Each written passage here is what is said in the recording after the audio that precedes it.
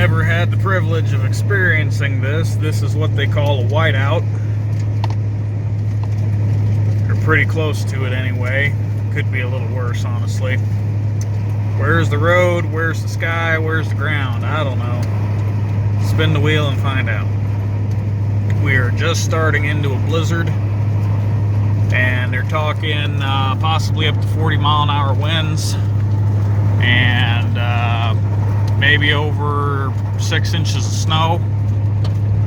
All I know is it's coming down pretty fast and the wind's blowing pretty good, so we'll see what we end up with. I hope it's not a repeat of last spring when we had that 6-day power outage.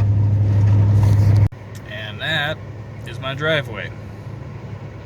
Normally you would be able to see the house. You can only see, I can see 1, 2, 3, maybe 4 telephone poles.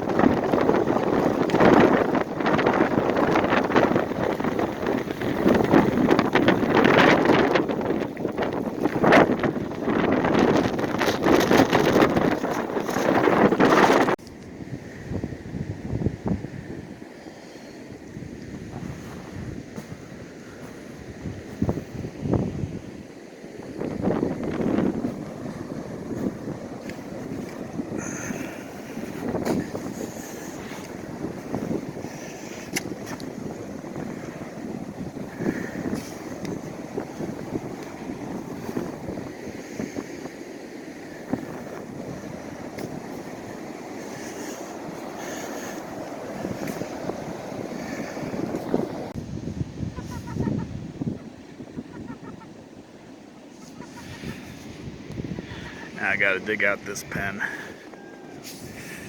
So the storm is still going. You can see we got plastic down there, there. This one's completely ripped off. That one, that one, that one's completely ripped open. And with the winds that are coming today, it would be foolish to try and fix that now. So the best thing I can do is to just check on them and make sure that they're not snowed in completely to where they're not getting fresh air. So like this one, I had to dig him out, and the ones that you saw in 13 and 14, I had to dig them out as well. As soon as I opened that crust and got that snow out of their way, though, they popped right out. They look a little ragged. You know, their feathers look kind of rough because of all the perspiration and the heat inside of that barrel all night. But they're alive. So chickens are a lot more resilient than you think. These ones right here are already scratching around. The worst part about this whole scenario is I've been having a lot of problems with my feed store being able to keep me supplied with feed. They just can't seem to get it in stock fast enough. So last night I had to make a run in the blizzard to go get more feed, because I've been trying to get feed from them for the last several days, and I've just been having to buy a bag or two here or there of other types of feed. And as a result, they still didn't have anything in. And I was like, okay, well, I'm not coming in tomorrow, obviously. So I had to buy layer crumble, which is going to be about the hardest thing. You know, I just don't like feeding crumble because they scratch it away so easy, and they're not used to it. Especially in a situation like this, pellets would be the way to go. But at least they're getting something, and I'll just have to keep an eye on them.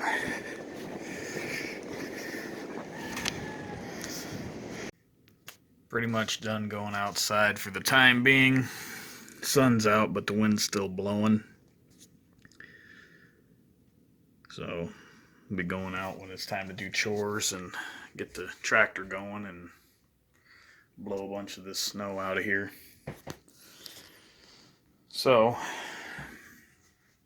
instead, I decided that I should do one of the videos that I haven't done in a while, which is to discuss a term that is frequently used with poultry.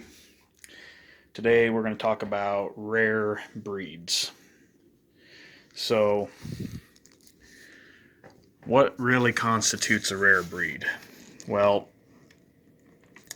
it kind of depends on how you look at it.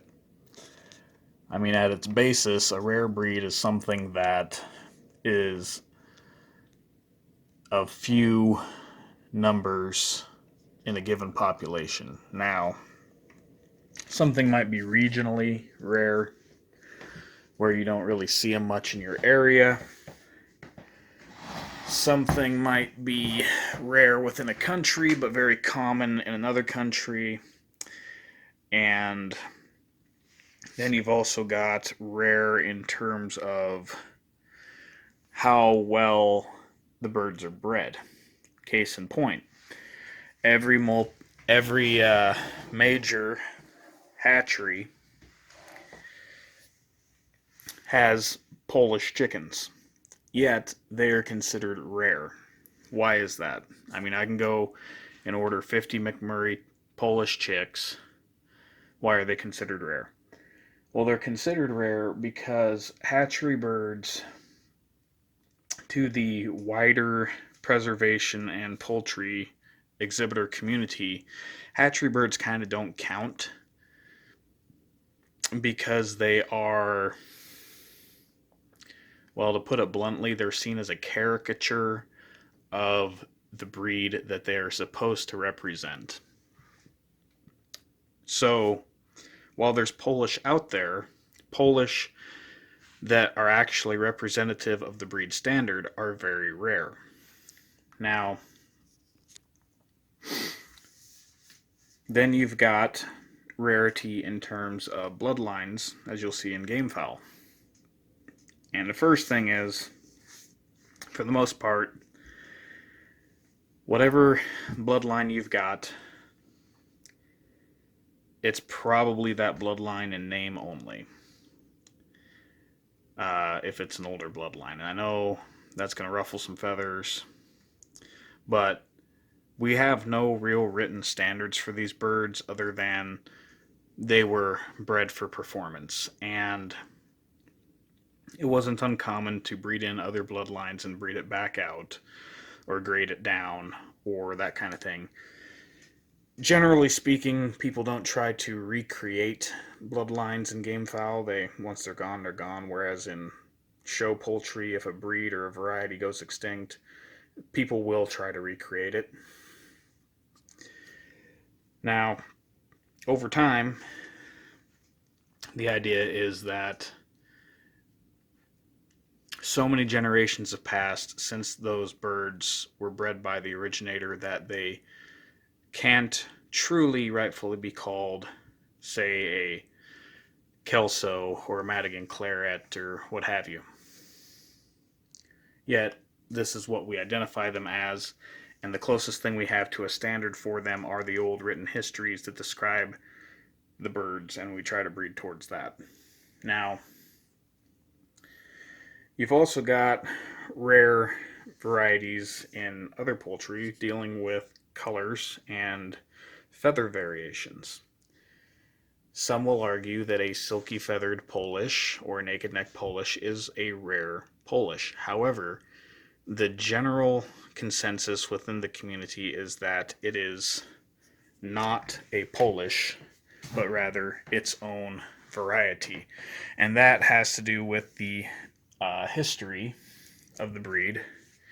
And basically, unless there's written precedence for there being naked-necked Polish, then you're not recreating it, you're making something new, and it would be the same as if somebody were to